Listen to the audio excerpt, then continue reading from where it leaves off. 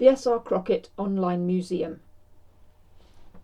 The S.R.Crockett Online Museum lives entirely online. There's no building, no entrance fee, no opening hours. It's a purely virtual museum, a digital space built to gather, preserve and present the writings, letters, images and critical materials related to Samuel Rutherford Crockett.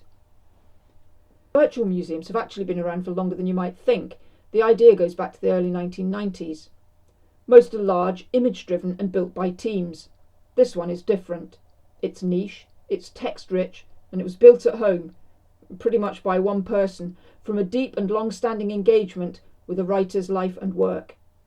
There's nothing quite like it, and that's rather the point. Crockett published nearly 70 full-length fictional works over 2 decades. As well as novels and short story collections, there are many more stories, essays and journalistic writing, all produced at a pace and range that still astonishes. He was a bestseller on both sides of the Atlantic, admired by contemporaries including Robert Louis Stevenson, and read by hundreds of thousands of people who simply loved his books.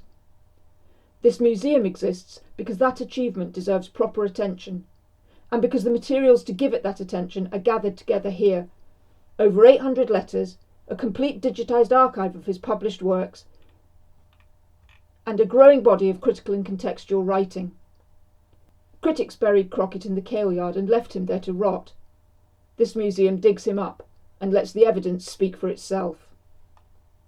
The museum has 3 main spaces. The library is where you'll find Crockett's own writing, his novels, shorter works and articles, all freely available to read and download.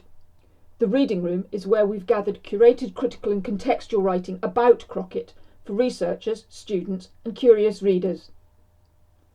The exhibitions are where archive materials are brought together and interpreted, letters, documents, images, curated into exhibitions that help to tell the story of his life and work.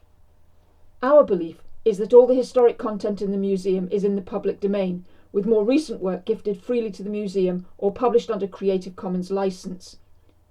There's no paywalls here. That's a deliberate choice. We believe that historical material which helps people make connections and do genuine research should be freely and easily available.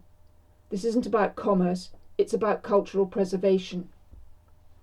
The museum entrance is your starting point and your way back if you get lost.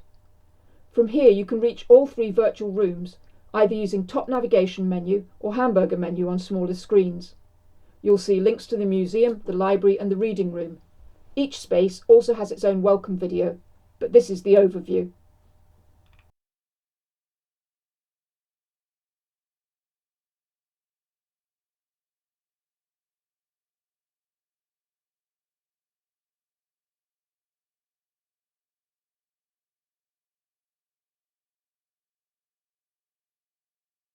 Our aim is to add new main exhibitions twice a year, broadly in spring and autumn, paying homage to Crockett's own publishing rhythm.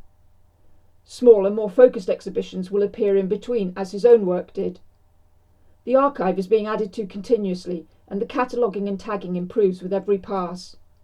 It grows carefully rather than quickly, but it does grow.